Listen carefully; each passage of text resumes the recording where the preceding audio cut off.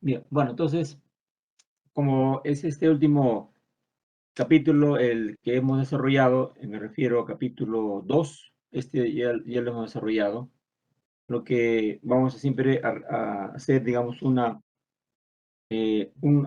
recopilación o de destacar las ideas más relevantes correspondientes a este capítulo, que repito, su uso será inmediato, pues porque después de parcial, como les comenté ayer, las funciones de dos variables, ¿dónde lo vamos a usar? Lo vamos a usar en integral doble. Y también, y la función de tres variables, ¿en dónde? En integral triple. No solamente ahí, sino que también las funciones de dos variables viene a ser también el rotacional y la divergencia de un campo vectorial bidimensional. Y también viene a ser la divergencia, especialmente en el caso de R3, es una función real de tres variables. Entonces, todo lo que sepamos de estas funciones de dos o tres variables tiene un impacto inmediato, ¿no? Como acá justamente en el capítulo justamente está determinado o descrito, ¿no? Tiene el propósito de determinar dominio, rango de tipo de funciones, porque eso justamente el dominio y rango determina el manejo de la integral doble y triple, porque si tú vas a hacer una integral doble y triple, tienes que saber el dominio en la función. Si tú vas a integrar, tienes que hacerlo en el dominio de la función, porque eso es evidente, ¿no? Si hubiera algún requisito adicional, ya se le quitaría algo, pero si me pide algo, quizás, digamos, una región donde integrar, tiene que ser del dominio. No pueden pedirme algo fuera del dominio porque simplemente la integral doble no existiría o también la integral triple tampoco existiría. Bueno, y a partir de eso, pues, de esas funciones nace el concepto de superficie, y luego viene ya el manejo operativo de las funciones reales de varias variables, límite, continuidad, derivada parcial, ¿no? Y luego, bueno, antes de gradiente, lo que es la diferenciabilidad, pero lo he puesto junto porque lo que pasa es que gradiente, ¿qué cosa es? El gradiente es un conjunto ordenado, por cierto, ¿no? De derivadas parciales. Por eso lo he puesto junto. La interpretación geométrica, la derivada parcial de la superior, plano tangente, redes normales, el potente concepto, y siempre lo voy a decir, el potente concepto de diferenciabilidad que te abre las puertas de la regla de la cadena, también del uso de gradiente, de la derivada direccional. O sea, la diferenciabilidad te abre varias puertas, repito, de la regla de la cadena, del mismo gradiente, ¿no? Aquí lo voy a repetir, de la derivada direccional. Bueno, y luego ya viene el manejo de los máximos y mínimos, eso significa optimización, que pueden ser absolutos o relativos, ¿no? Ya los absolutos, los requisitos es que la función sea continua en un dominio cerrado y agotado, y los relativos sí es general, ¿no? Y solamente tiene que usar el criterio de la segunda derivada, aplicado usando el discriminante. Y ahí encontrarás puntos que sirvan para máximo, puntos que sirvan para mínimo o puntos para puntos silla. ¿Qué hay detrás de un punto silla? En la tercera componente, que es un valor que no sirve ni para máximo ni para mínimo. Pero como le dije, eso sí, no todos los autores lo dicen, pero lo dan a entender, ¿no? A veces hay algo siempre cuando tú lees, y eso me ha pasado muchas veces, ¿no? Cuando uno lee un libro, y cuando soy estudiante, él lee muchos libros, y a veces hay cosas que son corolarios, pero el autor no lo dice. Eso lo hace para que el alumno lo pueda deducir. O sea, uno cuando estudia a fondo un libro, hay cosas que son directas, ¿no? Los teoremas, las definiciones, etcétera. Pero hay muchas consecuencias que salen, ¿no? Tú vas estudiando y sacas tu cuenta, analizas las cosas y sacas consecuencias, ¿no? Corolarios, pero eso queda para ti, porque a veces preguntas que vienen respecto a esos corolarios que se deducen, como el de acá, ¿no? Permítame, por favor.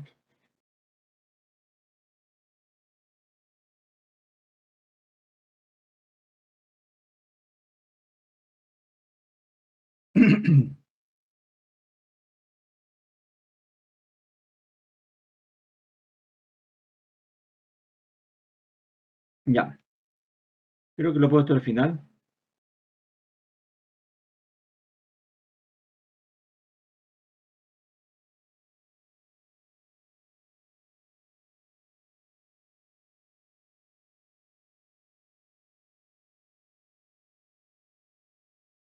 Ya, esto por ejemplo, ¿no?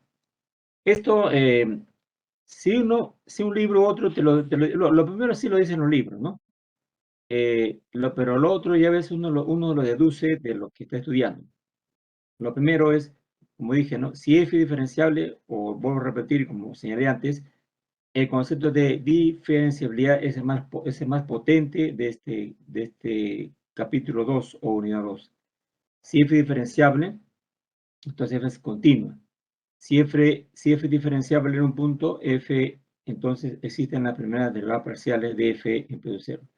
Si le aplico esta tautología a la, le aplico esta tautología a la primera propiedad, diría, pues si f no es continua, entonces f no es diferenciable. Y si le aplico esta tautología a la parte 2, sacaría que si no existe uno o el otro, entonces f no es diferenciable. Esa, por ejemplo, es 3, 4, a veces los libros no lo dicen, pero uno tiene que aplicar la lógica a las afirmaciones que dicen, cada vez que una afirmación dice P, entonces Q, tú lo puedes sacar tú mismo. No, a veces los autores no lo escriben porque quieren dar cabida que el alumno también participe de la teoría. Yo sé que, yo sé que los alumnos, ustedes, todavía están en una etapa formativa, pero tienen fundamentos, ¿no? A ustedes les han enseñado lógica, a mí también, por supuesto, antes de ingresar. Entonces, todo teorema, como es el primer caso y el segundo son teoremas, si yo le aplico la lógica, entonces puedo sacar corolarios. Y por eso que sale 3, 4 automáticamente. Y el 5, una función puede ser continua en un punto, pero eso no necesariamente implica que existan las derivadas parciales. O también puede ser que existan las derivadas parciales y eso no necesariamente implica. Eso por ejemplo, tú, así un man, no lo he visto que lo comente, pero uno viendo a fondo el libro se deduce. Entre continuidad y derivadas parciales no hay un puente. O sea, es como si hubiese un río y el puente no está. Pues tú quisieras cruzarlo y hazte cuenta que el río es caudaloso, te puede pasar algo malo, ¿no? No hay un nexo, lamentablemente. Si uno quiere decir, yo cuánto hubiese querido que diga, ¿no? F continua, entonces existen derivadas parciales. O quizás existen derivadas parciales, entonces F continua. No es así, porque hay ejemplos donde falla. Ya lo puse en las semanas, en la sesión 5, creo. Hay un ejemplo, basta que te encuentres un ejemplo que falle, se acabó. Ya no es, pues, teorema. El teorema es regla general.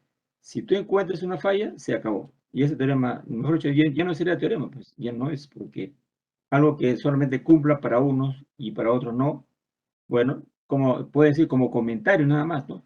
Para esto cumple, para otros no, ya, ahí nomás queda. Pero no puedes llevarlo a un teorema. Cuando tú llevas un teorema es regla general, no puede fallar ni un caso, ese es el detalle. Bueno, entonces a eso me refiero.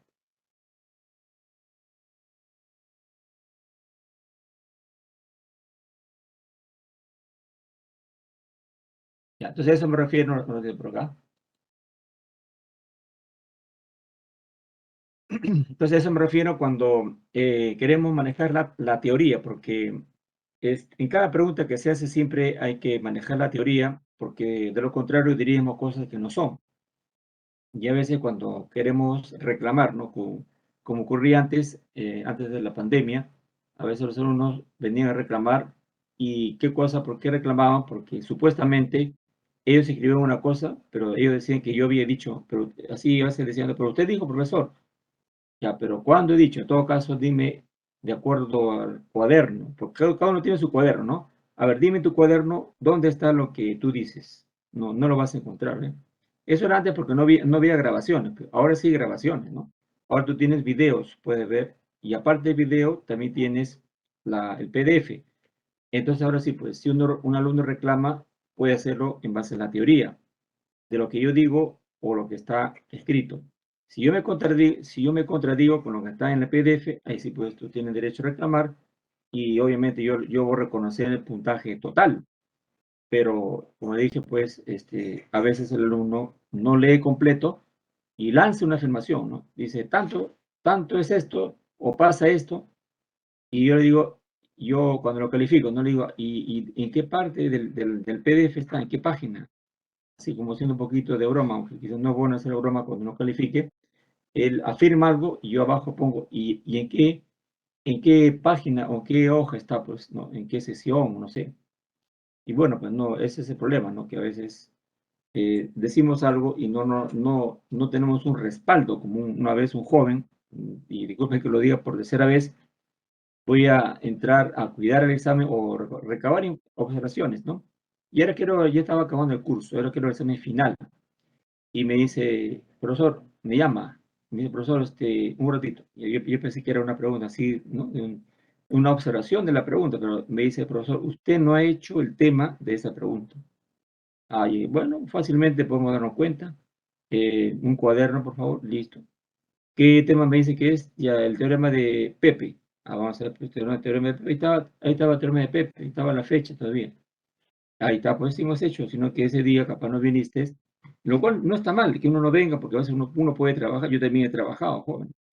A veces falla la economía y entonces yo tengo que tenemos que trabajar de jóvenes en colegios, haciendo en academias, y a veces por eso llegamos tarde, no es por flojo, que antes de la pandemia yo veía que jóvenes venían tarde.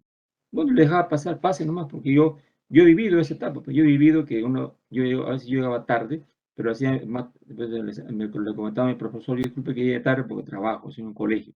Y mi profesor me decía, no hay problema, ya ponte al día, esto que lo otro.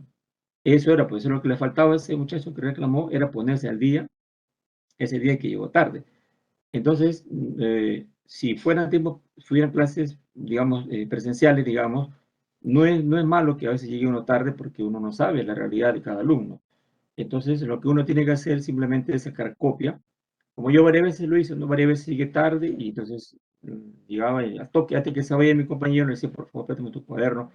Y a toque iba corriendo a la fotocopiadora a sacar copia. Y bueno, a veces, si llegaba tarde, tenía que sacar toda la clase, pues, o si llegaba a la mitad, sacaba media clase, la copia. Pero tenía que estar al día. Si no estaba al día, yo no podía estudiar. Entonces, ni tampoco reclamar. Pues, ¿cómo yo voy a reclamar a mi profesor si no estoy al día en mi cuaderno? Entonces, pasaría lo que este joven pues dijo, ¿no? Que me dijo, profesor, usted no ha hecho este tema. Y hay que tener siempre cuidado. Cuando uno quiere firmar algo, inclusive cuando uno, en terrenos legales, cuando uno acusa a alguien, tiene que tener pruebas. Si no, quedan en dichos. Como está pasando ahorita, al margen de las preferencias políticas, bueno, yo sé que hay alguien, puede estar en esta aula alguien que no esté de acuerdo con el presidente, otro que sí estén de acuerdo, pero en el terreno legal, jóvenes, si yo digo algo de ti o ustedes dicen algo de mí, tiene que tener pruebas. Porque ese joven, por ejemplo, que dijo, profesor, usted no ha hecho este tema, yo que hice, le enseñé las pruebas, ¿ve? Y entonces se quedó callado el alumno. Yo le dije, tengan cuidado, jóvenes, cuando le hacen una afirmación, tienen que estar seguros, porque si no es una calumnia. Y así, pues, ¿no? Si, por ejemplo, dijeran, yo cobro, el profesor Wacha cobra a los alumnos, ya, ¿y cuál es la prueba? Porque ha habido casos, ¿no? Una vez le sacaron una pizarra a un colega, no voy a decir su nombre, y dijeron, profesor, el centro federado, el tercio, no sé, sacó una pizarra, yo lo vi la pizarra, ¿no? El profesor X ha cobrado a los alumnos no sé cuántos soles. Lo escribieron, ¿no? Y cuando el profesor aludido, o sea, el profesor que estaba en su nombre y fue a reclamarles, la pizarra lo escondieron. No sé si lo rompieron, qué se hicieron. Y se desaparecieron los muchachos que hicieron eso, que escribieron, se desaparecieron. Y ninguno dio la cara para decir o mostrar las pruebas. No había, pues, lamentablemente, si no hay pruebas, así tú escribas 1000 cosas en la pizarra, queda como un dicho o una calumnia. Igual también, ¿no? Están diciendo que el presidente Pedro Castillo ha preparado el fraude con el presidente de jurado, que se reunieron no sé dónde, a qué hora. Y el que lo dice que es un tal Samir Villaverde. No, hasta ahora no muestra ninguna prueba. Y hay congresistas que ya le están aceptando que es cierto. Hay periodistas que ya le están aceptando que es cierto. Eso está muy mal, pues. Como o yo voy a decir algo grave de tu persona, yo no podría decir nada si no tengo pruebas. O si tú, algo de mi persona, dices algo, si no tienes pruebas, también es una calumnia. Y cuando es calumnia, ya en terrenos legales más graves, como el caso ahorita, por ejemplo, está viendo el juicio de Johnny Depp con su ex esposa. Ya, uno está diciendo cosas graves, ¿no? Que le ha abusado, qué sé yo, pero tiene que probarlo. Si no lo prueba, es calumnia y se puede ir preso. Perder un juicio es bravo. Bueno, entonces, el otro de jóvenes, permítanme.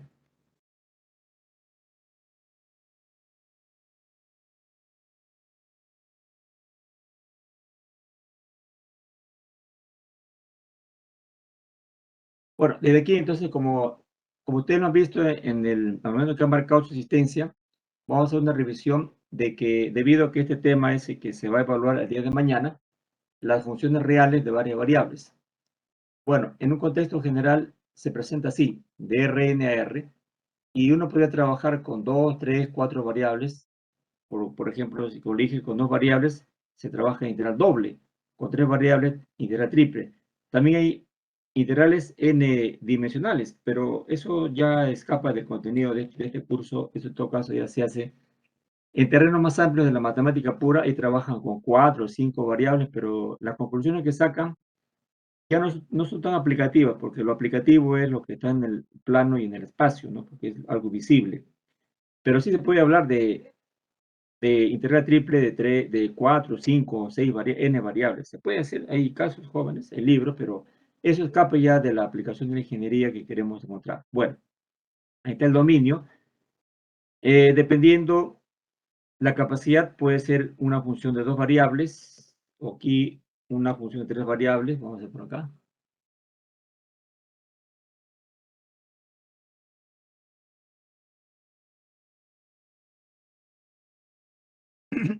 Acá está, ¿no? ¿Ve?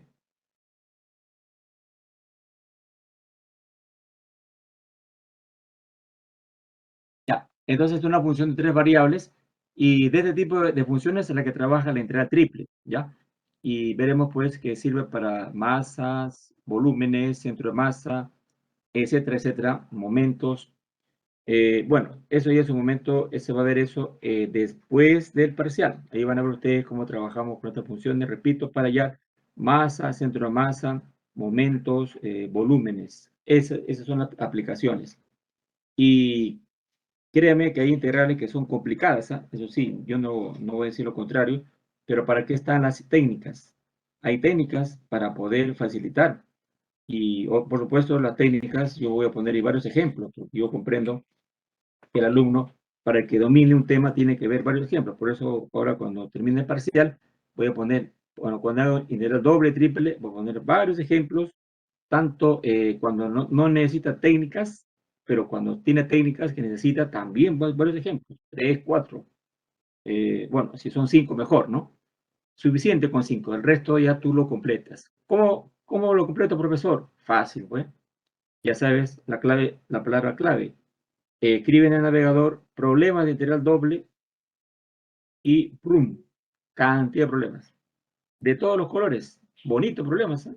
Yo así a veces que veo de vez en cuando, cantidad igual. Quiero problemas de integral triple, ¡brum! Listo. O si quieres técnicas de cambio de variable, también pon en el navegador. Integral doble con cambio de variable. ¡Brum! Cantidad de problemas. Mire, yo hubiese querido tener esa ventaja cuando era estudiante y jóvenes. Yo hubiese querido tener esa ventaja. También mis colegas, hubiéramos sacado 20, 20, 20. Pues quizás, bueno, o algo por ahí. Pero igual, ¿no?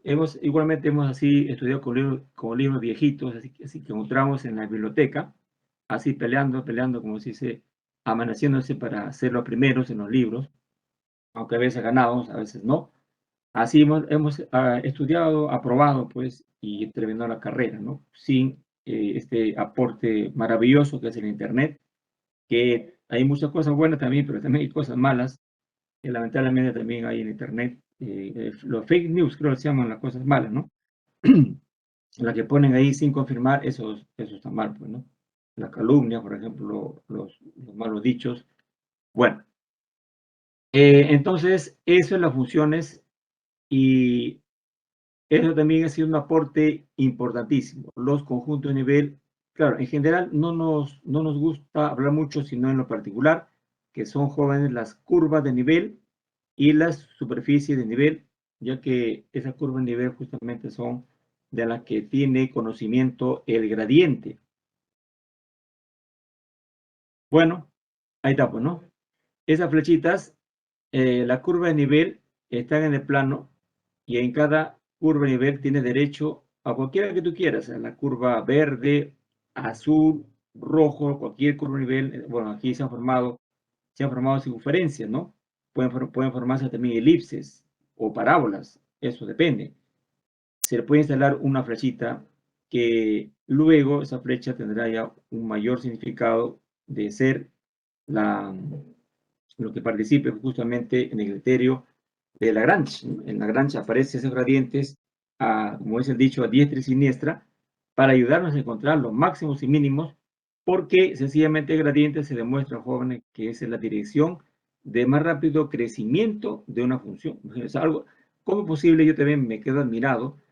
¿Cómo es posible que una flecha tan inofensiva sea tan potente que sea la dirección de más rápido crecimiento de una función? Una función, ¿cuántos valores tiene? Millones. Pero justo esta flecha te da la dirección precisa para que la función alcance sus mayores valores. Ahí está. Entonces, pues, es así. Hay veces en matemáticas hay cosas que parecen ser tan inofensivas, pero que se demuestren en los hechos que tienen un uso potente, un uso y eso que todavía falta, pues, ver los últimos capítulos del curso, donde seguirá apareciendo este potente instrumento que es el gradiente. Bueno, y aquí también superficie y nivel. Acá también uno puede instalar gradientes, ¿no? Quizás no le puse, pero no estamos fuera de tiempo, digamos. En cualquiera de ellos, si quieres, acá, por ejemplo, ¿no?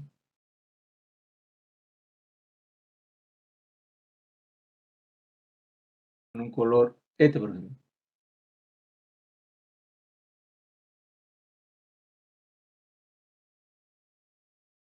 Ya, aquí, por ejemplo, qué utilidad tiene instalarle? Porque, jóvenes, si yo le instalo, por ejemplo, a esta superficie de nivel, ese gradiente me ayuda, perdón, en obtener el vector normal al plano tangente.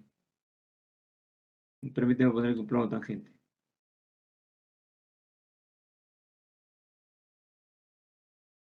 Vamos acá, un poquito más reducirlo. Y además, instalarlo por acá, ¿no? Llevarlo por aquí y le quitamos el relleno. Ya, y acá también, ¿no? Entonces, este sería,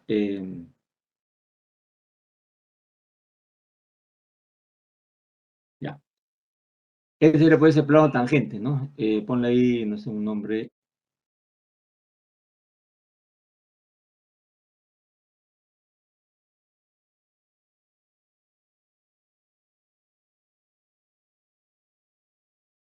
Ya, vamos a ver por acá.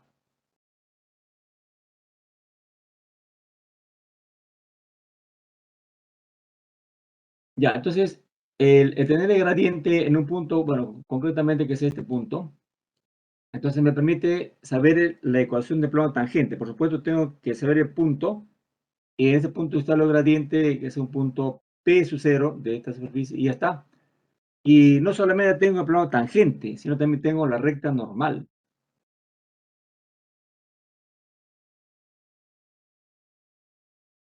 Normal sería la que tiene justo, pasa con esa dirección, y se dispara por el infinito. No son rectas, no son segmentos, son rectas normales. Ahí está. Entonces para empezar,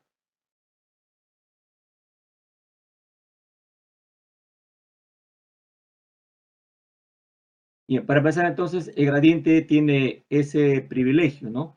De que a la superficie que tú escojas en un punto cualquiera, entonces tienes el plano tangente y la recta normal. Bueno, eso es lo que se destaca de esto, ¿no? Y luego, ¿esto qué es? Esto es una introducción a la topología. ¿Qué es topología? Es pues manejo de conjuntos abiertos, cerrados, vecindades, digamos, punto de acumulación. Esos son conceptos que te llevan a qué? A usar límites. Por eso se hace esta introducción. Y lo hace también, por supuesto, el profesor, todos los autores entran a una introducción de topología, porque es necesario, aunque hay autores que a veces lo pasan por alto y van de frente al límite, pero no es no es, digamos, serio, pues ir al límite sin entender qué es una bola abierta, bola cerrada, punto de acumulación. ¿No? Yo he visto libros, no recuerdo, disculpe que no sé, no me acuerdo de los autores, que de frente van al límite y no hacen esto. Entonces me parece que es, no digo que esté mal, sino que esté incompleto esos libros. Ya una vez que lo sepa el libro, les comunico cuáles son. Bueno, ahí está, bola abierta, bola cerrada, bola reducida. Estos son conceptos ya fueron explicados. Cuando bola reducida es cuando no toma la cáscara y bola cerrada es cuando sí lo toma, pero lo que uno trabaja es con las bolas reducidas. Eso es. Muy bien, bola reducida.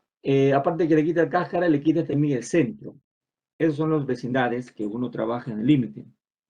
Y viene luego la ilustración de los conjuntos abiertos, porque ahí se va a trabajar el concepto de límite. Y ejemplos. Y por último, el punto de acumulación, porque ese es el punto al cual el límite necesita acercarse. Y que quede claro, el punto de acumulación no necesariamente pertenece al dominio de la función. A veces es un punto frontera o también puede ser un punto mismo del dominio. Bueno, en todo caso, jóvenes, es donde uno queda y luego ya entra.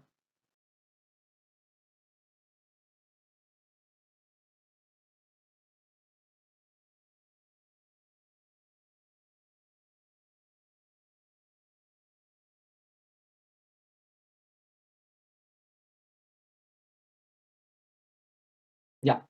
Luego tenemos jóvenes. Bueno, aquí nuevamente se ha reiterado lo que es punto de acumulación, porque todo lo que hace en este capítulo o semana 5 es entrarle con todo a lo que es el límite de una función real de varias variables, pero que no tanto el título indique que trabaje con 4, 5 o muchas variables. Bueno, claro, el concepto se da en general, ¿no? Está bien, porque así tiene que ser. El concepto tú lo das en general con Rn, pero ya concretamente nosotros trabajamos al llano con funciones de dos variables y tres variables. Ahí ya hacemos todo lo necesario y de las demostraciones, como ustedes pueden ver, estos ejemplos son teóricos porque son demostraciones, no son problemas operativos. Bueno, el manejo puede siempre al final encontrar una relación entre el delta y el épsilon que indique que si épsilon es pequeño, también delta es pequeño. Creo que aquí puse unos ejemplos, acá está.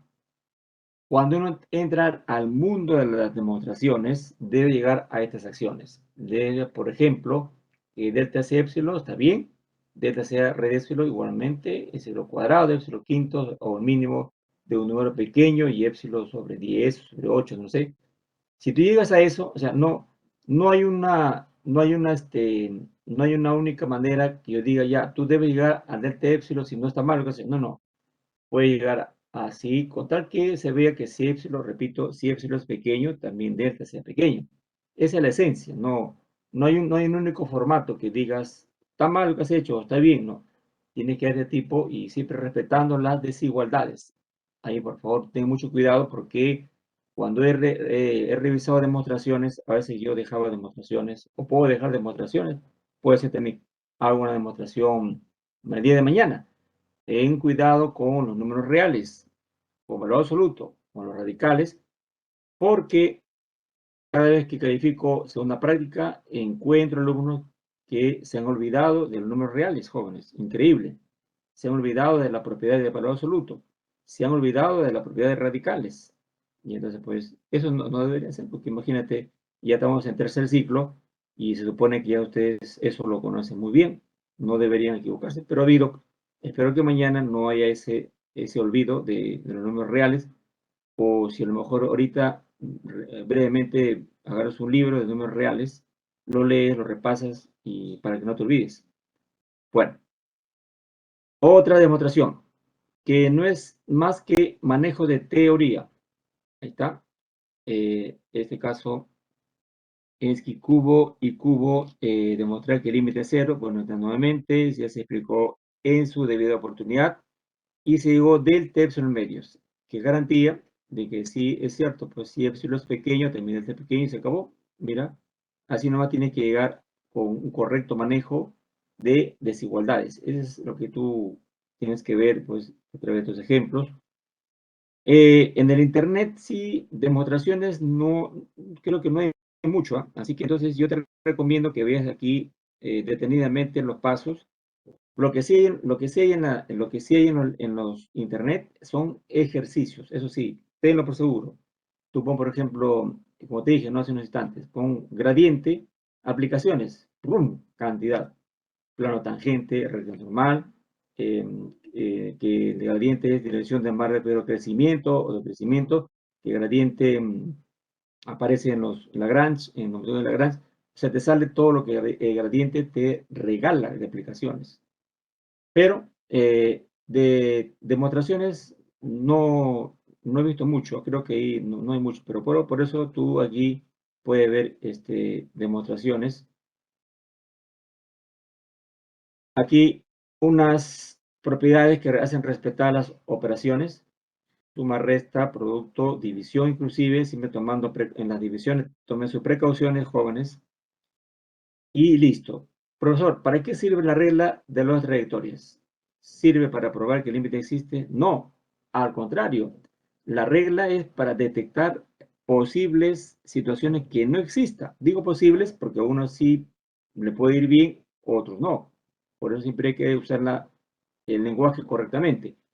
La regla de las dos trayectorias no tiene por finalidad garantizar que un límite existe. Más bien, quizás más mayoritariamente es para que tú encuentres una falla y lo detectes. Porque si a mí me pregunta, profesor, entonces, ¿y cuál es el medio más seguro para que ver que un límite sí exista? Es la demostración. Es decir, si tú demuestras, como que hemos hecho,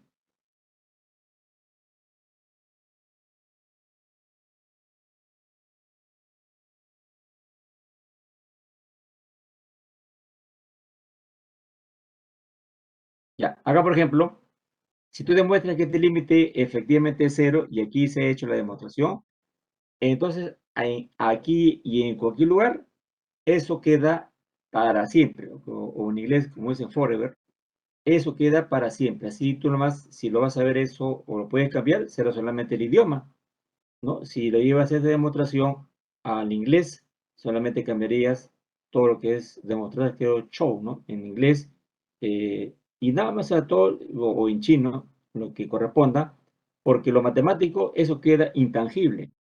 ¿Por qué? Porque estamos respetando las reglas de números reales, números radicales, y entonces, si es así, nos da una demostración impecable, y entonces queda para siempre, ¿no?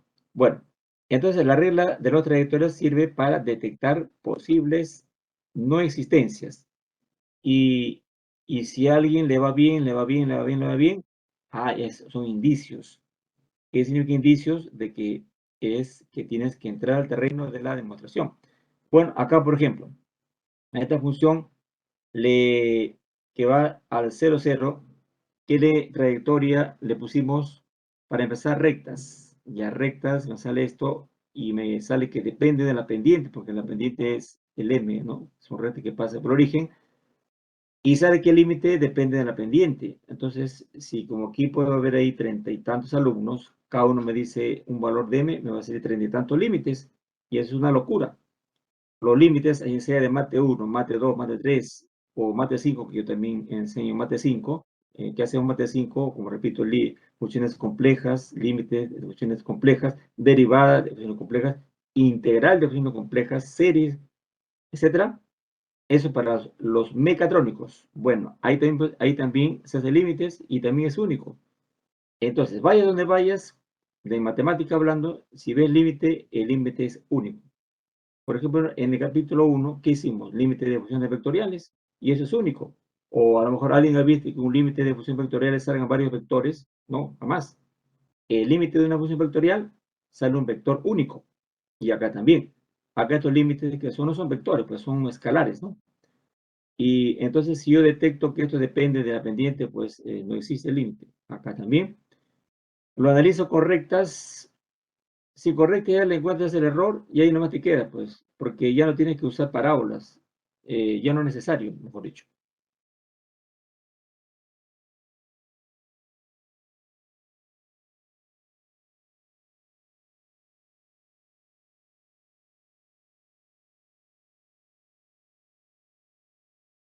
Ya, en este caso la función ya no va a 0,0, va a 0,1. Tengan cuidado, pues, por ejemplo, si mañana yo voy a un punto 0,1 o 1,2, también tienen que estar preparados.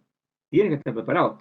La ventaja cuando uno trabaja con el 0,0 es que es más fácil, jóvenes, encontrar trayectorias que pasen por ahí. Es más facilito, ¿no? Por ejemplo, este pasa, encontrar parábolas rectas ahí, es más cómodo. Pero si el punto es 0,1, tienes que tú ahí, como se dice, entrar en detalle qué rectas pueden pasar por ahí, o qué parábolas, qué sé yo, o en fin.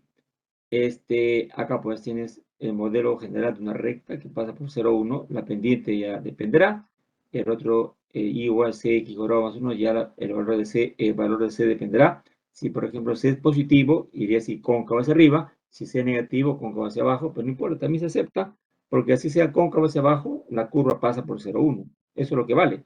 Igual, si la pendiente es positiva o negativa, bueno, lo importante es que pase por 0,1. ¿Y qué resulta? Que si tomo las rectas me sale 0. Y tomo las parábolas, me sale 1/c. Otra vez les preguntan a los 32 jóvenes que están aquí, a ver cada joven, díganme un valor de c, y uno va a decir, profesor, c vale 1, profesor, c vale 8, c vale rey de 5, ya. Me va a dar 30 y tantos límites. Y se acabó. No existe límite, así de simple. Este cuarto ejemplo, es decir, como dice, resistió el golpe, ¿no? Hay boxeadores que resisten golpes, ¿no? No sé si ustedes han visto peleas así de box, son fuertes, hay boxeadores que son fuertes, le dan golpe y dan parados, ¿no? Llegan a perder, pero pierden, pero no caen. Ya el árbitro por humanidad tiene que decir, ya se acabó la pelea, porque si no lo van a dejar ya sin, cómo lo van a su cara, ¿no? Ya, pero no cae el boxeador, o sea, es tan fuerte y pierde, pero pierde parado, no pierde de pie, como se dice. Bueno, este soportó las rectas, sale cero. Soportó las parábolas, también sale cero.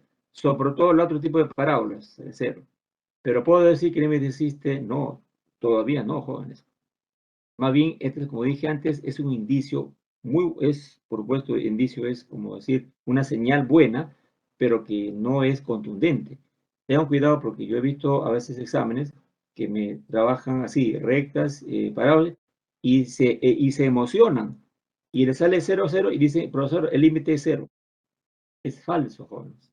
Duele decirlo, pero es falso, porque yo tengo que hacer respetar la teoría de los libros. Yo no puedo decir, ya, está bien lo que haces todo. No puedo decir, si no estaría engañando. Yo no puedo engañarles porque yo no puedo contradecir lo que dice Thomas Finney, Larson, Stewart, Peter Ruiz, Sherman Stay, etc. Lo que este es un indicio, eso sí, ¿no? Así hablando en términos legales, y que debes confirmarlo con la demostración. Ese es el plato fuerte, joven. Tú demuestras y, como es el dicho, le tapas la boca a todos. Así como me acuerdo, cuando empezó Perú, ¿no se acuerdan que Perú empezó no tan bien, pues perdió tres partidos consecutivos, ¿no? Y varios periodistas ya se le estaban yendo en contra del profesor Gareca, que ya querían que lo saquen. Así decían yo, inclusive rajaban de varios jugadores que decían que son pecho frío, no sé qué cosa. Y poco a poco, Dios mediante, el profesor demostró su trabajo y lo hizo, pues, ya como usted tiene conocimiento, y le tapó la boca, pues, a los críticos. Mismo que yo vi ahí algunos comentaristas, a veces veo en YouTube, que en esas épocas, cuando estaba perdiendo Perú, ya quería sacarlo, ¿no? Querían decir que se vaya, que no sé qué cosa, ya. Pero mira cómo es, ¿no? Ha demostrado, pues, como cuando uno hace trabajo bien, ya le cierra la boca, como se dice, a los críticos. Bueno, ¿y qué es la demostración? Nada más, jóvenes. Mire, la demostración no es ni parte de nuestro curso, porque cuando tú entras a números reales, tú entras a radicales, ese ya no es cálculo vectorial, ese es mate 1. Bueno, mejor dicho, ni es tampoco mate 1, más bien eso es pre. Números reales, radicales, eso se hace antes de la universidad, ¿ve? Pero tengan cuidado, cuando he revisado demostraciones, varios se han equivocado en números reales. Por eso, tomen sus precauciones, no se confíen. Entonces, manejen bien los radicales, que, como se ha dicho, pues, manejen bien, que eso le va a regalar un buen puntaje, ¿no? Y que demuestra correctamente, tiene 4 puntos, se acabó. ¿Qué vamos a decir? Simplemente excelente, bien la demostración. Bueno, DT epsilon es coherente, claro que sí, pues, porque si epsilon es pequeño, también DT es pequeño. Ya, entonces, haciendo investigaciones siempre también surge la estrategia del doctor Peter Ruiz, ¿no? Este es un autor, no digo que es el mejor, sino que, como ya le dije, jóvenes, como el curso tiene 5 capítulos, hay autores que en el primer capítulo le ponen todo el punche que se quiere, o en los primeros capítulos le ponen el punche. ¿Qué significa eso? Que te explican correctamente, te ayudan, te dan sugerencias, te ponen figuras, etcétera. Y a veces en los demás capítulos baja un poquito, pero eso es así, ¿no? A veces, mira, por ejemplo, el caso del profesor Gareca, que vos disculpa que lo diga nuevamente. Él no empezó bien. Yo no quiero decir que empezó mal, sino no empezó bien, pero ¿cómo terminó? Terminó excelente, ¿eh? Y eso que también nos perjudicaron, pues, ese árbitro chileno y el otro árbitro, el Daronco, creo que ya lo han sancionado, porque ya salió el periódico de que no va a ir al Mundial, porque Perú, como reclamó, lo han tomado en cuenta, pero lamentablemente no lo van a aceptar a los Daronco en el Mundial, pero a nosotros ese gol no nos van a devolver, pues eso también es lo malo, ¿no? Entonces a veces uno puede empezar bien y termina mal, o a veces al revés, empezar tan bien y después va a desinflarse. Bueno, entonces este libro pues le pone punche de doctor Peter Ruiz en todo esto que es estos capítulos del curso y te da este teorema o criterio, como quieras, de cuando el caso de X y vaya a 0,0, usar esta estrategia y si tú puedes, porque a veces no es viable, no es tan fácil, de separar una función acotada y la otra convergente a cero, si es factible, porque a veces no es tan sencillo, joven, ¿no? Entonces, si tú dices, ¿qué pasa, profesor? Si no me es fácil sacar una función acotada, no te hagas problemas, no pierdas tiempo. Y si quieres demostrar, entra pues a terreno de la demostración. O antes, hace una estrategia como la que acá, ¿no? Juega con rectas y a lo mejor ahí lo detectas y ya se acabó, ya no tienes que preocuparte. Pero si sospecha que es si sospecha que eso existe el límite que le puede ir bien, ya trata de sacar esto, una función acotada y una función, lo otro convergente a cero, y eso sería el valor del límite, sería cero. Eso no es para todos los casos, ¿no? Porque alguien me preguntó, no sé si ustedes o la otra sección, es en este caso cuando es que lleva 0, 0, y si te es sencillo, porque a veces toma tiempo, jóvenes, separar una función acotada de teta y otra que sea convergente. A veces puede tomar tiempo. Si ves que te toma tiempo, entonces usa lo anterior de la regla de las trayectorias y todo lo que hemos comentado hace unos momentos. Bueno, ahí te lees los respaldos correspondientes. Ya, la continuidad es una situación ya que se apoya en el límite, ¿no? Cuando es continuo, si la función está definida en ese punto, el límite existe y el límite coincide con el valor correspondiente. Bueno, acá, por ejemplo, es decir, le iba bien y ustedes lo recuerdan exactamente. Igualmente por acá, es decir, no es continuo, creo que no es continuo, porque tiene un problema que el límite no existe. Ahí está. Si tú ves, cuando estás analizando que te piden que una función sea continua y tú ves que el límite no existe, se acabó. No se habla de redefinir, porque de ahí me preguntó, ¿y si lo redefinimos? No. La pregunta no dice que redefina. Si te dijeran redefine, es otra cosa, pero no es frecuente. Eso si yo en lo personal, si dejo una pregunta, averiguo que es continua y si tú demuestras que no es continua, se acabó. No es frecuente pedir redefinir. Eso quizás sea en mate 1, ¿no? Pero acá no. Si tiene problemas de que no es continua, lo justifica bonito y ya tienes tu puntaje completo. Ya, ese sí es en esa parte.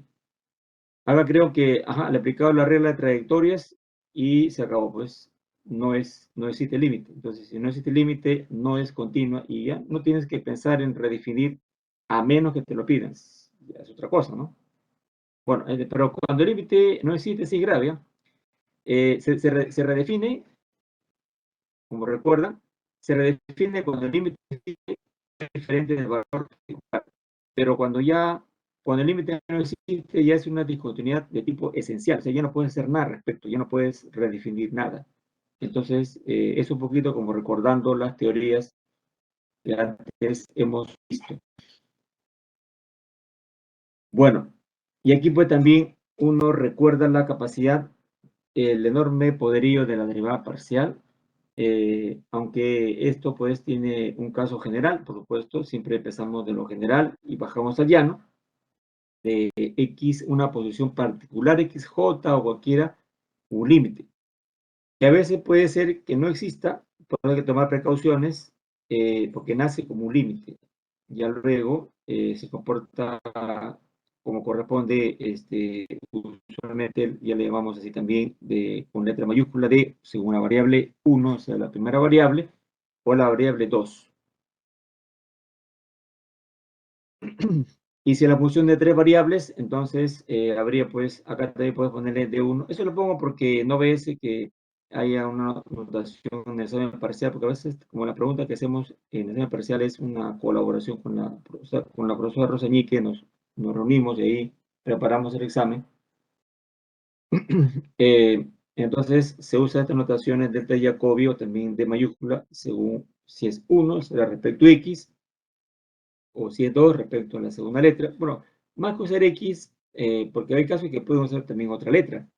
Hay libros que trabajan, no les gusta trabajar con X y Z, sino trabajan con letras U, V, W.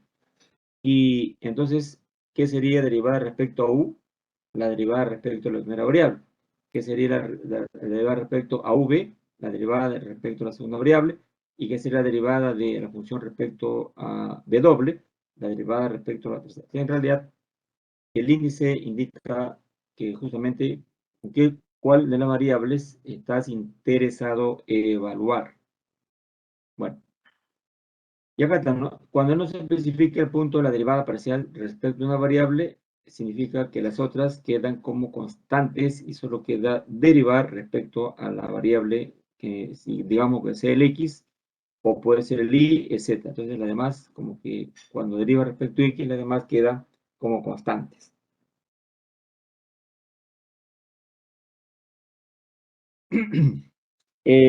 Bueno, luego, luego, aquí hay un caso de un límite que ya se ha hecho por definición. Ustedes ahí lo han podido observar, como dicen, o revisar. Y viene también el colorido desempeño de la interpretación geométrica. Digo colorido porque se hizo varios dibujos, ¿no? Uno aquí, otro por aquí, un soporte también, como una figura de soporte, identificaciones acá también. O sea, yo diría que es como algo colorido, ¿no? Y al final, ¿para qué es esa interpretación? Es para, y miren que es un poquito extenso, porque he tratado de poner a colores. Ahí está. Es de jóvenes. Sirve para elaborar plano tangente. Está PT. Bueno, voy a ponerle su nombre.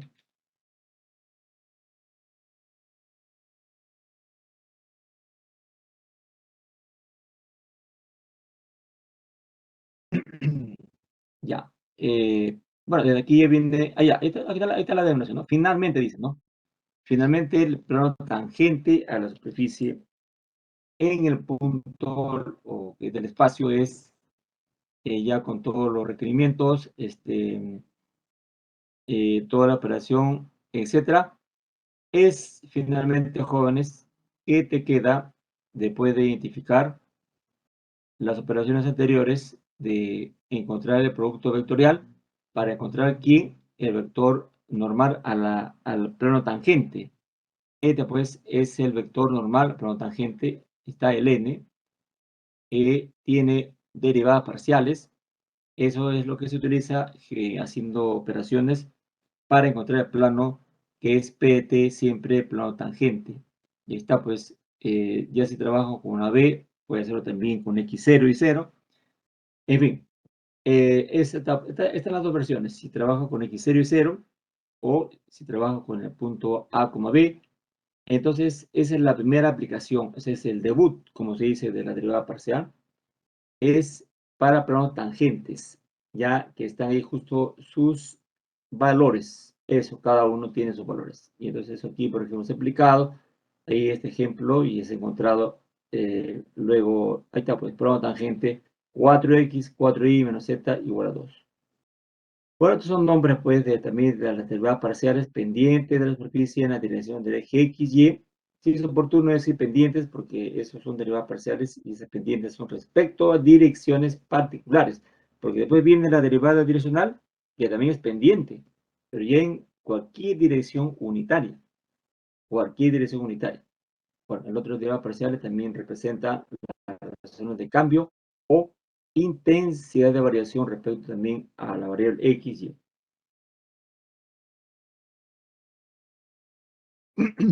Bueno, luego viene, jóvenes, la derivada parcial de orden superior.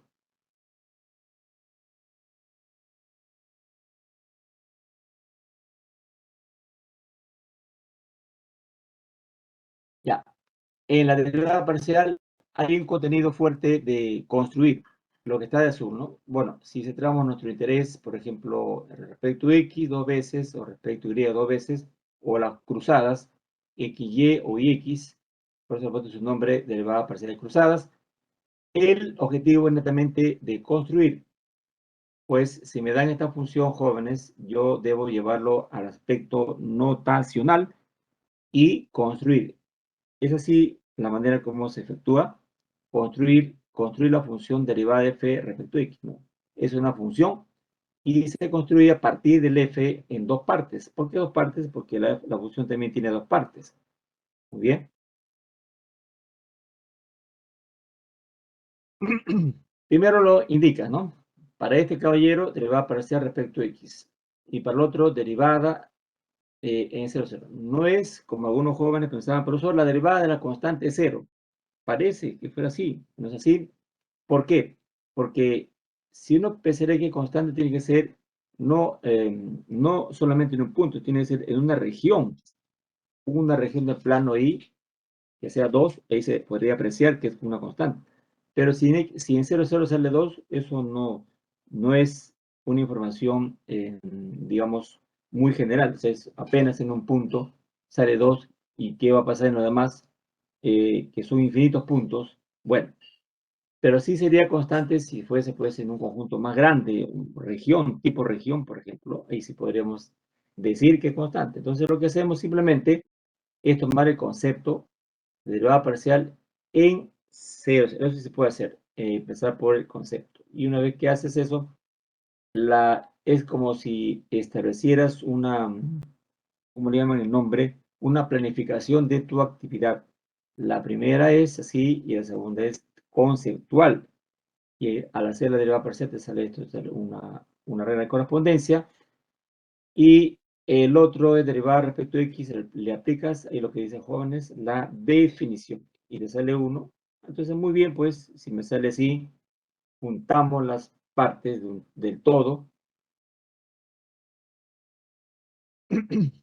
y queda la exponencial más esta fracción, y en el caso del otro queda 1. Entonces, así nace mi función. Esta función también se usa, jóvenes, en el teorema del doctor Peter Ruiz para averiguar si una función es diferenciable en un punto. Tienes que probar que esta función es continua en ese punto. O sea, el construir esta función te da doble beneficio. Aquí y más adelante, cuando quieras saber, digamos, respecto a la derivada parcial o respecto a la función, mejor dicho, saber si es diferenciable, usas esto y debes probar que es continua en el punto. Si tú demuestras que esta función es continua y también la otra derivada parcial también es continua en ese punto, dice el doctor Peter Ruiz, entonces f es diferenciable. Imagínate. Bueno, por eso yo le puse punche, como se dice dicho aquí, para que construyas. Y al final te sale que sí existe. Entonces, esa es la construcción Holmes. Ahí está. Entonces, la segunda derivada, finalmente, que es lo que me piden, porque ya he construido la función de f respecto a x, le pongo el cruce de mayúscula, le aplico la definición y entonces la segunda derivada es una realidad, es un valor que existe y si tú dirías, ¿y dónde uso estas cosas de la segunda derivada? Esa se usa pues en el criterio justamente de la segunda derivada para calcular máximos y mínimos de una función de dos variables. Para eso entonces, bueno. Y si fuese el otro, el cruzado de respecto a y y luego x, o si fuese igual al otro, es, mejor dicho, esta notación significa que debo construir la función derivada de f respecto a y. Bueno, ahí está. Ya lo puedo llamar f, llámale g. Es 2 cada uno de ellos. Bueno, a partir del conocimiento de esta función, esta deriva respecto a y, te sale lo que está de color azul. Y en el punto 0, 0 es definición. Ya está la definición, todo bonito, todo bien ordenado. Me sale, este problema. Yo he construido una función g, pero cuando quiero ir a la derivada parcial cruzada, debo usar esta función g, ya correcto, y tomo derivada parcial, GH0 menos G00, pero al final lo que me sale es infinito, no sale algo limitado, entonces no existe. Es, para que algo exista, tiene que ser un número, sea positivo o negativo, pero el infinito no es número. El infinito, ¿qué significa? Que eso siempre va a crecer. Es decir, si tú te acercas a cero, por ejemplo, que el H sea un cuarto, un quinto, un sexto, un noveno, un décimo, entonces esto va a salir valores grandes, grandes, y tú mientras cada vez más te acerques a cero por derecha o por izquierda, este se hace más y más grande, entonces no lo vas a poder controlar. Por eso que se pone ahí, no existe. Muy bien. Y luego, y acá un ratito, un segundito, por favor, voy a hacer un ajuste.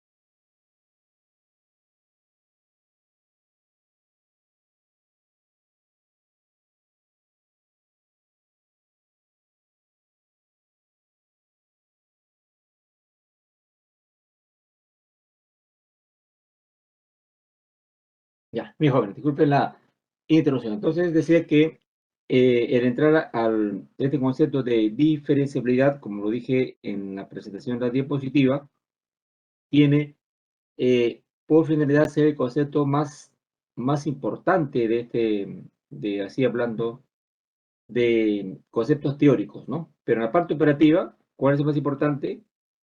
El gradiente.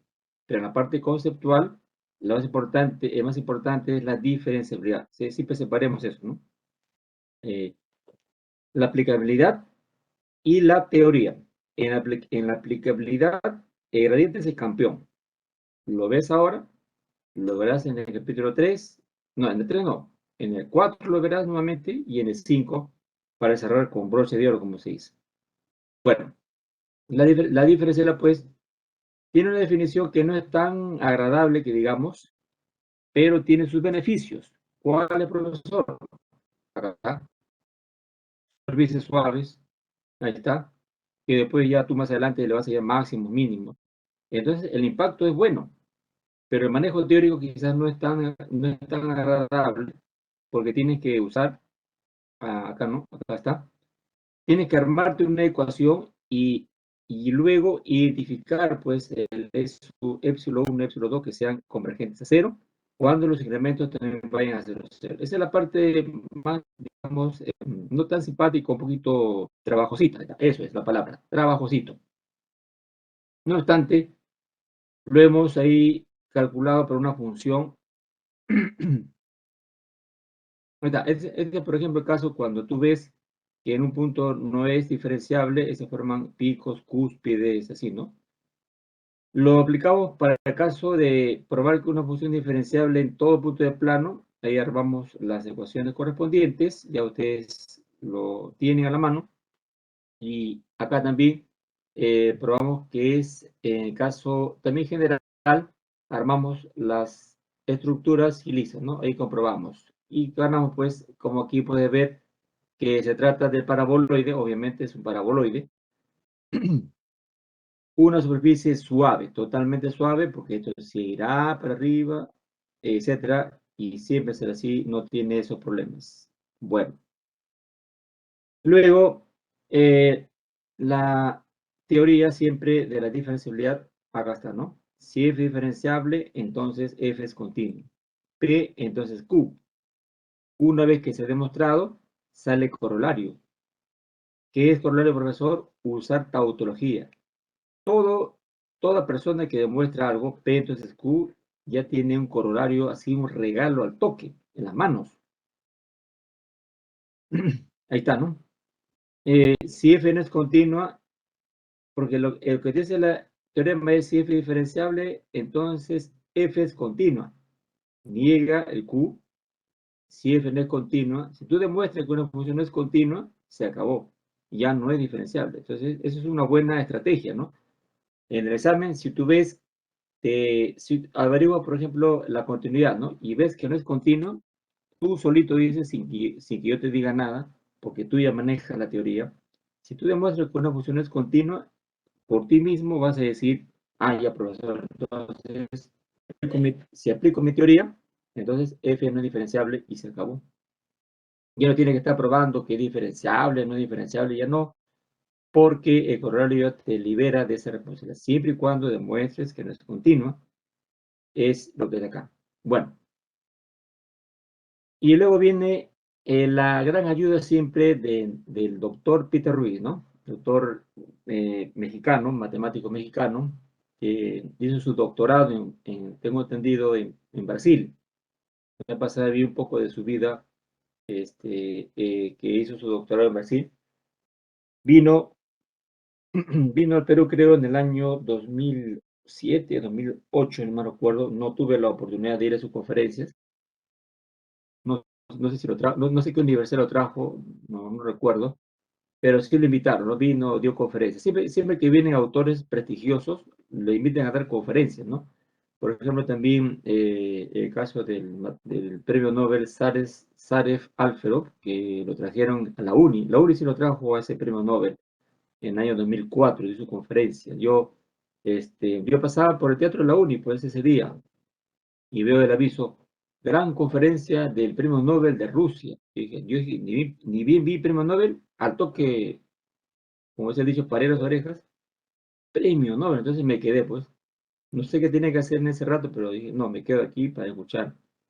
Bueno, quizás no hablo en castellano del premio Nobel, porque había una persona que lo que él hablaba lo traducía, pero de todas maneras tuve el honor de conocer a un premio Nobel, pues, ese día, ¿no? Ese fue en 2004, ¿no? Ya hace cuánto, 20 años creo, ¿no? Casi, o 19 años, o 18 años. Bueno, la oportunidad de conocer a un gran premio Nobel. Por lo que sí supe que su conferencia fue sobre un trabajo de investigación para mejorar o optimizar la absorción de energía solar por parte de paneles, de esos que usan los satélites. Eso era su trabajo de investigación, imagínense, ¿no? Por los rusos tienen, pues, ¿no? Igual, la potencia obviamente tiene satélites, ¿no? Estados Unidos, Rusia, China. Y entonces su trabajo de investigación era ese, ¿no? Una investigación conducente a fabricación de paneles que absorben con mayor eficiencia, ¿no? Los rayos solares. Sí, sobre eso fue. Bueno, solamente que al momento de que terminó, quería hacerle preguntas. Varios colegas que estaban adelante le quisieron hacer preguntas, pero él dijo, con la traducción de la persona, de una señorita, de que dice, por tradición, cuando un premio Nobel da una conferencia, no se responde preguntas. Y así pues se despidió. Y le invitaron a un compartir con bocaditos, el rector le invitó, y bueno, pues ahí se fue el Gran Premio Nobel de Rusia. Bueno, el doctor Peter Reis nos da una ayuda. Si tú quieres, concretamente caso particular, si tú tienes una función de dos variables y tú demuestras que las funciones, y ya hemos visto, cuando ponen estos jóvenes, en realidad se refiere a la derivada respecto a x y la derivada respecto a y, y como ya hemos visto, son funciones. Si esas dos funciones se demuestra que son continuas en ese punto, entonces ya determinas que f es diferenciable. Ya no tienes que estar entrando pues a los incrementos del epsilon 1, epsilon 2.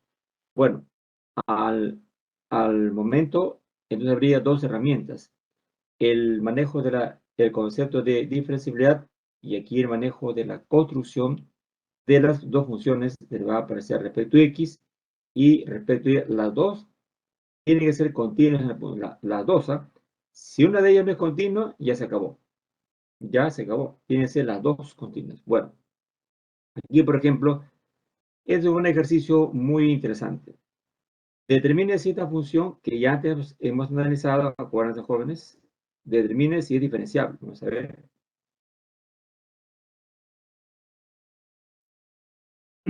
Esto lo vamos a aumentar un poquito.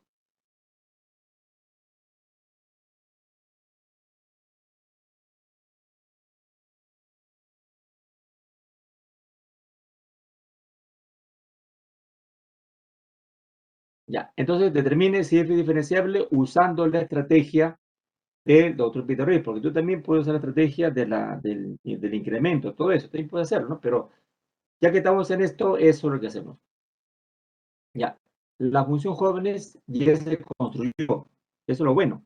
Ya se hizo, está en la página 15, creo que lo puse, vamos a ver, página 15.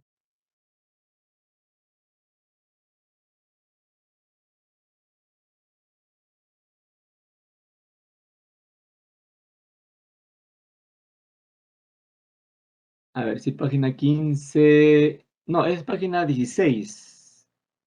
A ver, ahí está. Eso, jóvenes, es la página 16. Ahí está la demostración de que se ha construido la derivada respecto a x. Ahora sí, regresamos. Es página 16.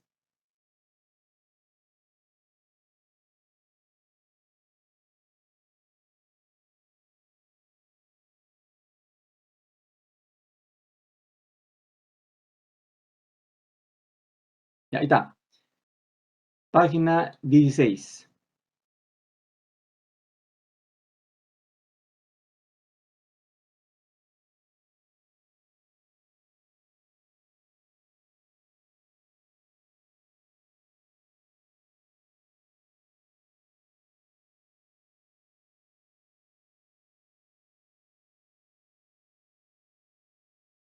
Ya. Entonces, si ya está listo, jóvenes, solamente vamos a averiguar si esta función, bueno, en un formato.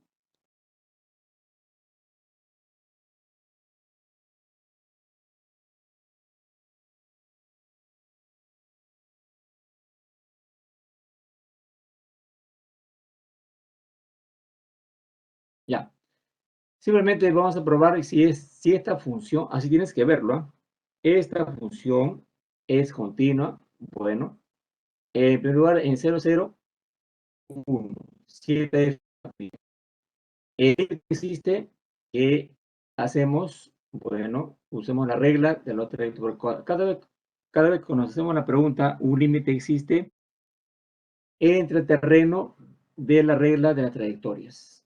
Recta igual a 0, acá, te sale 1. La recta x igual a 0, te sale infinito. Se acabó. Entonces quiere decir que el límite no existe y por lo tanto la función considerada no es continua en 0, 0. Y de acuerdo a Peter Ruiz, si eso ocurre, no es diferenciable en 0, 0. Ya no tiene que construir, ya no es necesario construir la otra función, aunque se conoce porque viene de la pregunta 16, pero ten cuidado, ¿no? Porque he visto algunos casos que he visto alumnos que han hecho los dos, o sea, la primera vino que no es continuo y entraron a analizar otros dos. Yo les decía, pero ¿por qué es eso? Si tú ves que la primera no es continua, o sea, no es diferenciable, por lo tanto, ya no tienes que ir con el otro, no es necesario. Y entonces, ¿en qué caso sí uno tiene que ir al otro? Cuando en la primera ves que sí es continua, ahí recién vas al otro a analizarlo, para ver si también, si los dos son continuos, en cero, ahí sí ni hablar. Si los dos son continuos en 0, 0, si las dos funciones parciales son las dos, son continuas, ahí sí es un golazo, porque ya sería diferenciable. Pero si una de ellas no es continua, repito, espero que ustedes no cometan ese error, basta que tú pruebes que una de ellas no es continua y el otro ya no tienes por qué. Ahora, dije, repito, si tú ves que la primera sí es continua, todavía no te alegres. Pasa al otro y también ve que si sea continuo. Si los dos son continuos, ya es un golazo, que tiene todo tu puntaje total o completo. Bueno, esas son las observaciones que dije antes, pues siempre importantes, no me cansaré de repetirlo, porque de esa manera quiero evitar pues, que no haya errores conceptuales, que alguien en el examen, sea la segunda práctica o el parcial, cometa errores conceptuales, pues siempre hay que tener cuidado. Si f es diferenciable, entonces existen las derivadas parciales. ¿Eso cómo lo obtengo? Por definición. Dos, si no existen, bueno, voy a ponerle, ya que está también,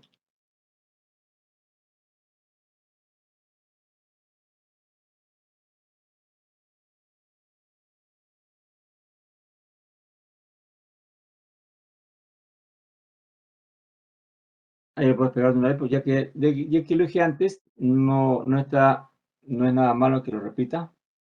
Si f es diferenciable, entonces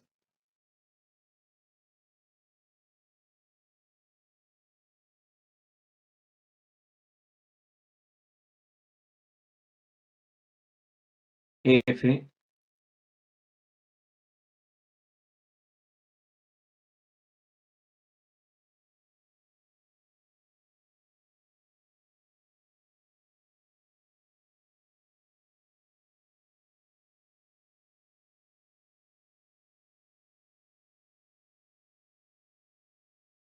x0 y 0, ¿no?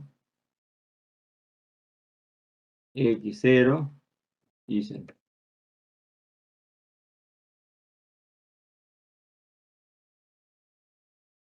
Con los borros.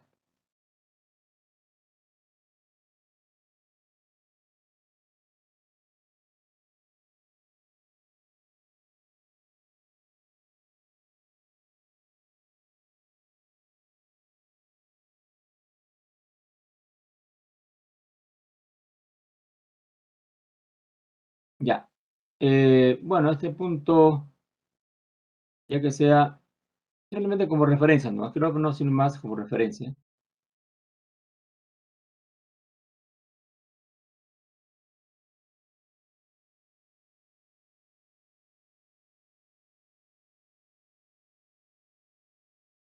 Lo guardas.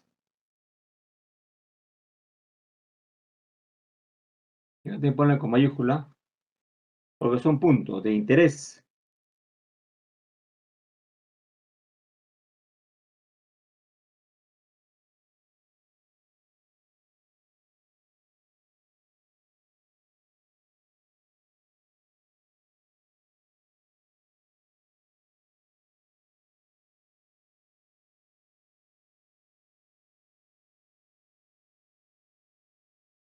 Ya, ahí está.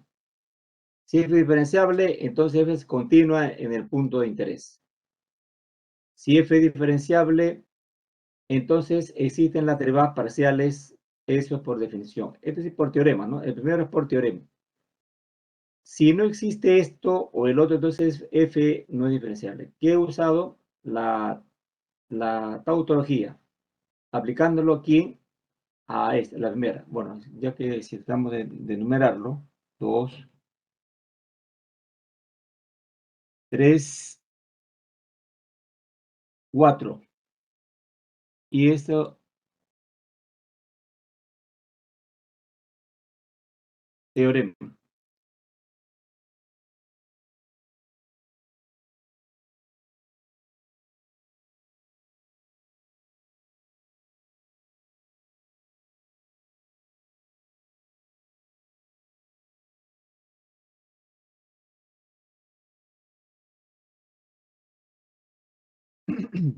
Ya, primero por teorema, segundo es por definición, porque en la definición de diferenciabilidad ahí está de cabeza, como se dice, que tiene que existir las derivadas parciales.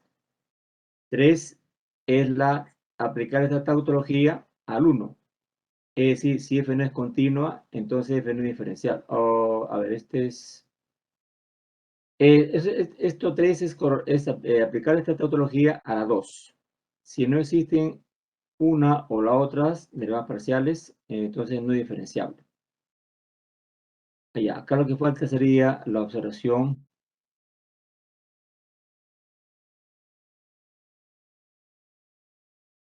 Y acá sería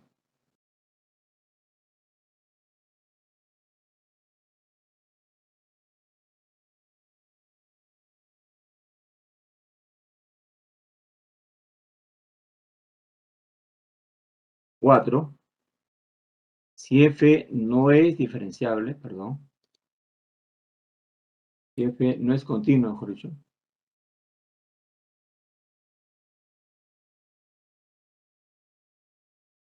si f no es continua, ya, si f no es continua, entonces f no es diferenciable.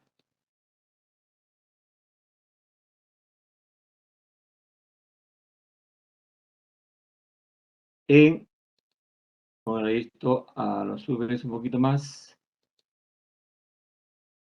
Ya, ese teorema, no. Ese es simplemente la tautología que está acá.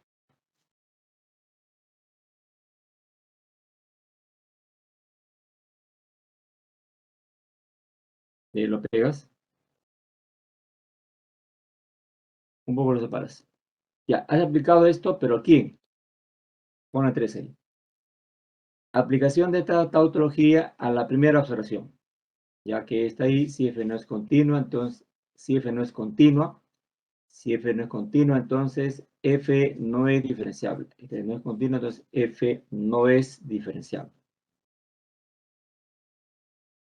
4. El 4 ya es cuando no hay ese, digamos, allá, 4 es la negación de 2. La tautología aplicada a 2. Tautología, no digo negación, ¿eh?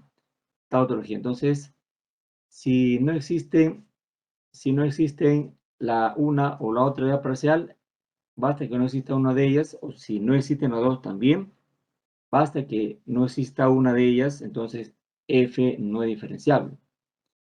Si no existe esta o la otra, entonces F9. Y el 4 es si una función puede tener primeras derivadas parciales en P sub 0, pero no ser continua. Ahí está el ejemplo. Basta un ejemplo, como dije, si encuentras una falla, un comentario, se acabó, ya no se cumple. Y ese sería el 5, sería más bien. Y ese sería el 6. Ahora sí, 6 y 5. Bueno, el 6, una función puede ser continua en el punto P sub 0, pero no tener primeras derivadas parciales en ese punto. Ahí está el ejemplo. Esta función es continua en 0, 0, e incluso lo he demostrado. Lo he demostrado y bien, ahí está la demostración perfectamente. Sin embargo, ¿qué pasa con las primeras derivadas parciales? Bueno, aquí vamos a hacer un poquito más.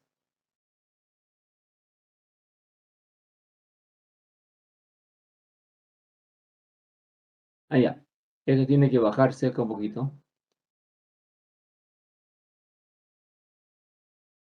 Lo baja un poquito por acá. Ajá. Eso es, lo baja por aquí. Y también la flecha lo bajamos.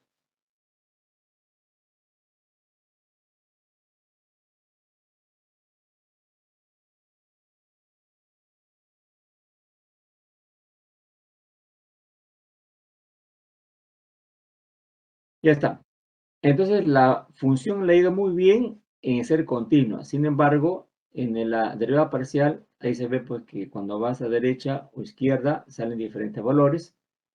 Y también el otro, aunque basta uno de ellos, ¿no? Ya es, se entiende también, no igual por la misma razón, va por derecha, izquierda, salen diferentes valores.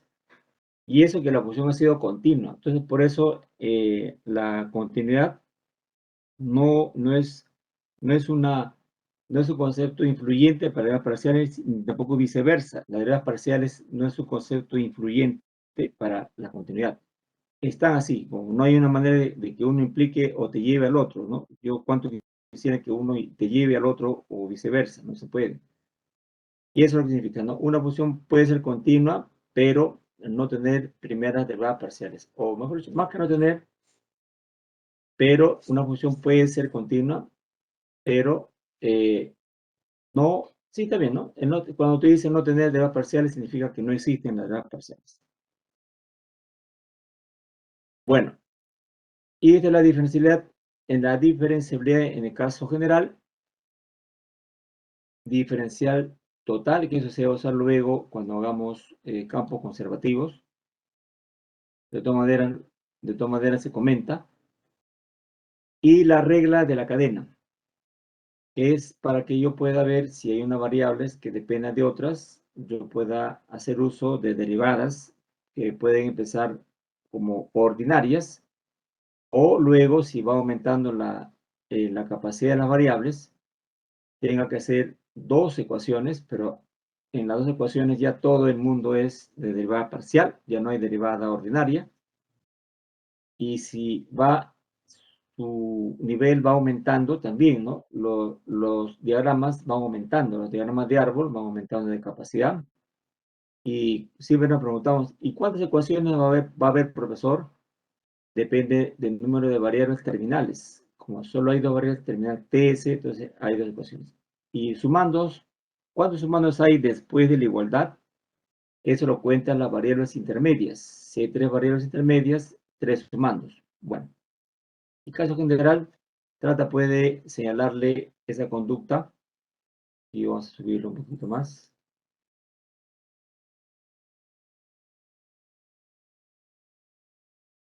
Un poquito más, vamos a ver si...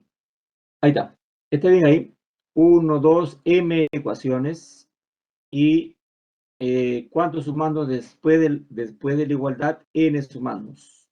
N es el número de intermedias y M es el número de variables terminales. Es entonces, jóvenes, lo que indica controla. Y luego viene el gradiente. Si es así, una función diferenciable en un conjunto abierto de Rn, el gradiente nace como derivadas parciales generales. Pero si bajas al llano, ya sería un par pero en realidad sería un vector, y también aquí el gradiente un vector. Y eso quizás pase desapercibido siempre que ya ahora en aplicaciones se garantice, y por eso que es un teorema. Bueno, mire, aquí yo he visto esto, pero lo he visto solamente los libros hacen como comentarios, no lo demuestran. No he visto un libro que solamente, creo, Thomas Finner solamente lo menciona. Acaso hace unos grafiquitos para explicar cómo funciona, pero no hace una demostración formal. Bueno, y aquí he elaborado pues una demostración, siempre especificando cómo deben tomarse los pasos. Ahí está, cada uno de ellos, y listo, pues se dice prueba de que gradiente es multiplicado por R', sale cero, significa que el gradiente es normal a la curva de nivel. La curva siempre se parametriza y tiene esa parametrización, su derivada es el factor tangente, y si multiplicas eso significa que en efecto el gradiente es perpendicular a la curva de nivel, porque es su producto escalar con la derivada, esa es cero. Y esta pues lo expliqué en esta figurita, y igualmente el gradiente en el espacio también dice que si tengo una función tres variables diferenciable y un punto de interés, entonces el gradiente es normal a la superficie S, pero no es cualquier superficie, sino que esa superficie de nivel pasa por P sub 0. Esa es la ventaja. Bueno, ahí está la demostración, pero como le dije, bueno, lo he elaborado así en lo más general, ¿no? Yo no estoy pensando, por si acaso, que la superficie sea una esfera o un elipsoide, no, estoy hablando en general. No, bueno, esto más fino, creo también el Larson, ¿no? Lo comenta, entonces, sí, te ponen un ejemplito, una figurita bonita, porque ahí sí, el Larson y Thomas Finney, el Larson especialmente, el Larson te hace unas figuras a colores, muy bonito. No sé si tienen la oportunidad de leer el Larson. Muy bonito gráfico, es excelente, los mejores, ¿no? Para que mis respetos. Unas superficies excelentes. Tú viendo la superficie ya te quedas maravillado con ese libro. Muy bonitos. Pero a veces algunas demostraciones lo omite. No es porque seguramente no lo sepa, sino que a veces los autores a veces asumen que ya el que lee el libro lo puede completar. Bueno, entonces ahí está por la demostración. El escenario este se usa bastante, pues, como lo puse hace un momento, la superficie, el plano tangente, el gradiente. ¿Para qué, profesor? Para plano tangente. ¿Y también para qué? Para hacer la dirección de la recta normal. Ahí está. Bueno, el gradiente tiene propiedades, respeta sumas y restas, el jalar también lo respeta, producto de lo separa sin sumas, y igualmente la otra división, no olvidando que en cada efecto lo que sale es vector, vector, vector, vector. Bueno, también en los libros a veces no lo demuestran, yo he tomado un poquito para no molestarnos, la demostración de 3, está debidamente justificado, entonces ustedes alguna cosita que no tengo en los libros, lo están viendo acá. Bueno, si desea un poquito de investigar nada más. Y es un ejemplito de cómo interviene o empieza a intervenir la regla de la cadena, aunque ya antes también se usó la regla de la cadena. Ahí está, cada vez que usa regla de la cadena, siempre va diagrama de árbol, con esta letra V que lo se ha movido un ratito.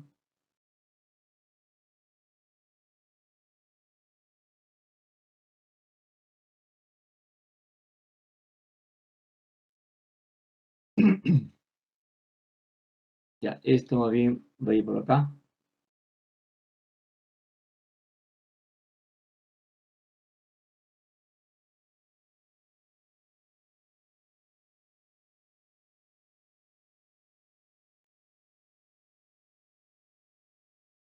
Listo, ahí está así el diagrama de árbol completo, ya ustedes lo han revisado en su momento, y desea el plano tangente.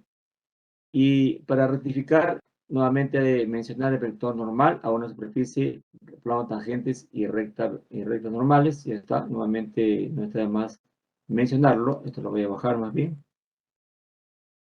Está, recta normal, plano tangente, los dos, esta es la ecuación de plano tangente, haciendo uso de gradiente, y también la recta normal, ahí está abajo los dos. Bueno, hay unos comentarios por aquí, comentarios, y luego de esta información que tenemos, viene pues finalmente lo que viene a ser ya el plato fuerte con lo que es el manejo de la gradiente, ya con toda su potencia, ¿no? Como es cuando tiene dos superficies intersectas en una curva, en un punto de esa curva tú estás interesado en la recta tangente y uno se preguntaría, ¿y qué le falta a la recta tangente? Su vector dirección, y eso sale multiplicando dos gradientes, producto vectorial, y listo. Ese producto vectorial, no importa si apunta hacia adelante o hacia atrás, porque igual es el vector dirección de la recta, es lo que queremos ver, pero también comenté que no siempre dos superficies se cortan en una curva cerrada. Acá tenemos el caso, jóvenes, en que tienes un paraboloide y este plano, que es un plano perpendicular a plano XY, y esa es la curva que ves ahí marcado, esa es la curva, pero no es cerrada, porque esa curva va a ir aumentando, aumentando, así como si fuese una parábola, ¿no? Un poco parecido a una parábola, va aumentando, pero ahí se ve claramente que es una curva, esa curva no es cerrada, y se utilizó pues este plano y esta esfera para el fin de encontrar la recta tangente, y ustedes lo vieron ahí en el ejemplo 1, y también ejemplo 2, justo el comentario de esa figurita lo llevé a una realidad. Esta joven pues el paraboloide, y este pues tranquilamente en la ecuación del plano X más Y. En el punto 1.2 se encontró pues la información correspondiente y listo pues. Y en el caso de la derivada parcial implícita, siempre tengan cuidado de que corroboren los requisitos correspondientes, son 3, ahí está, y lo que te da es de inmediato las derivadas respecto a X y respecto a Y, pero como dije, sin necesidad de despejar Z. Como acá en este ejemplo, podría hacer un intento por despejar Z, pero no es necesario.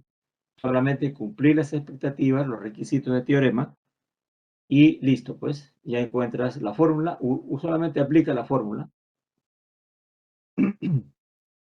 Ahí está fx, fz, y el otro fy, z, ambos con menos. Ya el fx ahí por ahí se ha calculado, igualmente el fy, etcétera, y les sale facilito 1 menos 1 medio. Eso, bueno, ya es una ventaja. ¿Para qué? Porque si, como dijimos al momento de entrar a estos temas, si tú tienes ya las derivadas parciales, entonces tienes el plano tangente al toque, sin hacer casi nada. Pero también hice este ejemplito muy interesante respecto a las peticiones que pueden hacer de manera adicional, o sea, de derivadas cruzadas o de derivadas de segundo orden. Siempre tengan cuidado cómo manejar las informaciones. Esto ya todo está en el PDF. Es un poco operativo, pero tiene que simplemente seguir los pasos, entendiendo que Z depende de XY. O sea, aquí quiere decir que XY son las variables independientes, y Z, si tú no pierdes esa esencia, ya no te confundes aquí, porque yo a veces cuando califico este tipo de preguntas, a veces parece que se marean ahí, se marean un poco, y al final no llegan al resultado, porque otros valores se sale 3, se sale 8, 10, 40, no sé, ya sé, 40, porque están tan lejos, le digo, pues, si es pequeño, no va a ser el valor, no es un medio, ¿no? Porque esta pregunta la tomé, creo, en una práctica. Pero unos sí acertaron, ¿no? Unos sí, los felicito, pero otros me sacaban, a veces me decía, uno, creo, me sacó una que no existe. ¿Por qué? Qué raro.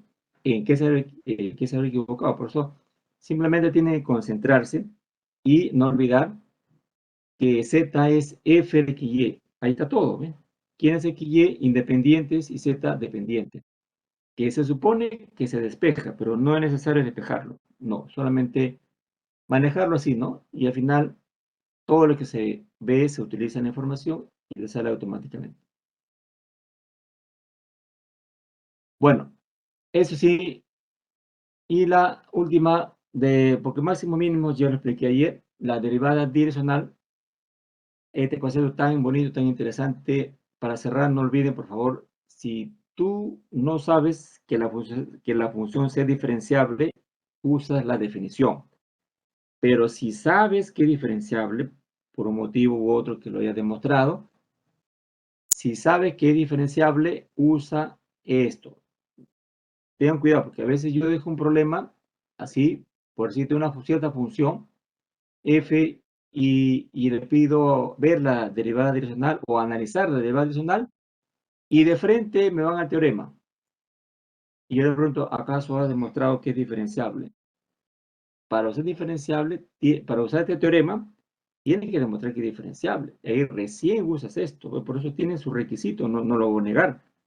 Ahí está, inclusive porque creen que lo he puesto de amarillo. No es porque me guste el color amarillo. Bueno, aunque me gusta así, pero es para que tú te des cuenta de que tienes que tener esa precaución. Y si no, profesor, y si no sé qué diferenciable, no te haga problemas, usa la definición.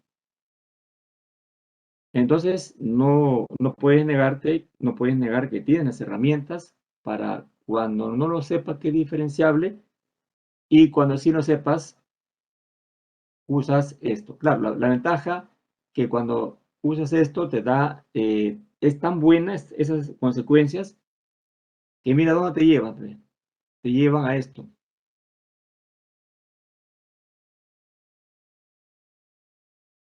Acá, cuando ya manejas ese teorema, te lleva a esta gran fórmula, jóvenes. Estas que hablamos bastante, ¿no? Bastante de que la derivada, perdón, la derivada direccional tiene un valor máximo y mínimo. ¿Y de qué es? Debido a que los vectores U son infinitos, que nacen del punto P sub 0. Nacen por aquí, nacen por acá, etcétera, etcétera.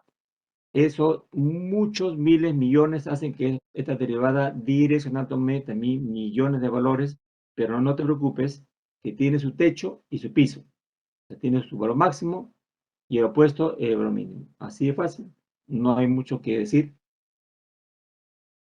Y aquí vienen las aplicaciones de la derivada direccional, pues para en datos de bisectriz, en datos de rastrear una partícula que rastrea el calor y está sujeto a una dirección, que como dice la dirección que más crece la temperatura, el gradiente. De aquí el gradiente, si la función es temperatura, entonces el gradiente es la dirección de más rápido crecimiento de la temperatura. Si quieres hablar de temperatura, bueno, ahí se planteó la ecuación, ya, y al final se encuentra la parametrización, no olviden siempre indicar el dominio, y este cuando un caballero está pues en una superficie, una colina, quiere saber si voy por aquí, qué pasa si haciendo, desciendo, o si me quedo ahí estático, sin subir ni bajar, eso es lo que ocurre aquí, pues toda la aplicación que ven A, B, C, D. Bueno, el teorema de Schwarz es un comentario más de requisitos. Y bien, pues de máximos y mínimos, ya se dijo de ayer todo lo necesario. Ya saben, tengan cuidado siempre de hablar, en qué caso es hablar de extremos absolutos y en caso de hablar de extremos relativos. Relativos están por acá. Ya, entonces, y de esa manera también tener cuidado con Lagrange. Lagrange, ahí está. ¿Cuándo usa Lagrange y por qué usar gradientes? Sí me acuerdo esa pregunta de un alumno que me dice, una vez que terminé la clase de Lagrange, se me acerca y me dice, profesor, ¿por qué usted usa bastante gradiente? Y yo le pregunto, ¿pero por qué ustedes han olvidado para qué sirve el gradiente? El gradiente es la dirección de mayor crecimiento de qué? ¿De dinero? ¿De cosas? No. El gradiente es la dirección de más rápido crecimiento de una función, de dos o tres variables, en fin. Y el opuesto es la dirección de más rápido de crecimiento de la función. Entonces, por eso que el Lagrange usa gradiente, pues, porque es en la herramienta adecuada. Ya que si una función crece más rápido, se puede tocar con otra que también crece por ahí y ahí capturas una información de un máximo valor. Y la contraparte ya de mínimo valor, en fin, pues.